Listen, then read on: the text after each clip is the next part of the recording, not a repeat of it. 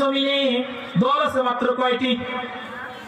অনেকে এখন সন্দেহ করে গেলেন, হুজুর আবার কেমনে কথা বলবো, দল আবার কয়টা? মানে দল তো আওয়ামী লীগ, বিএনপি, জাতীয় পার্টি, জাসদ বাসদ যতগুলো আছে একেবারে অবস্থা। এটা মনে হচ্ছে না? আল্লাহ রাব্বুল আলামিন বললেন পৃথিবীতে দল হচ্ছে দুটা। কয়টা? একটা হচ্ছে হিজবুল্লাহ, আরেকটা হচ্ছে হিজবুশ শাইতান। একটা আল্লাহর দল, আরেকটা হচ্ছে শয়তানের দল। কথা বলেন ঠিক কিনা? আল্লাহ রাব্বুল আলামিন বললেন আমার দল। তাহলে আল্লাহর দল কোনগুলো? যারা আল্লাহর কথা বলবে, যারা কোরআনের কথা বলবে, যারা দ্বীনের কথা বলবে, এরাই তো হচ্ছে যারা অন্যায় থেকে বিরত থাকতে বলবে, ন্যায়ের দিকে ডাকবে। এরা হচ্ছে একটা দল। কিসের দল? এখানে কিন্তু আল্লাহ রাব্বুল আলামিন কোন মানুষদেরকে ভিন্ন ভাবে দেখেননি। তিনি বলছেন যারাই ডাকবে, যারাই সৎ কথা বলবে, তারাই আমার দল। আর যারা কি করবে? শয়তানের কুফরি করবে, শয়তানের গোলামি করে যাবে, তারা হচ্ছে শয়তানের দল। কথা বলে ঠিক কিনা?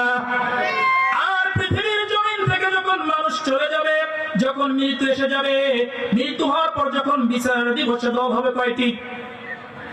এখন চিন্তা ভাবনা করলো, দুনিয়াত নাই বুঝলাম দুটো দল, তাহলে পরকালে আবার কয়টা হবে? কয়টা? দুইটা।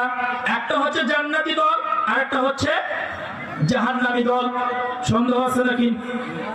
সূরাতুল মুদ্দাসসিরে 40 নম্বর আয়াতে দেখবেন দল হবে কয়টা? দুটো দল হবে, একটা জান্নাতি দল আর একটা হচ্ছে শয়তানের দল।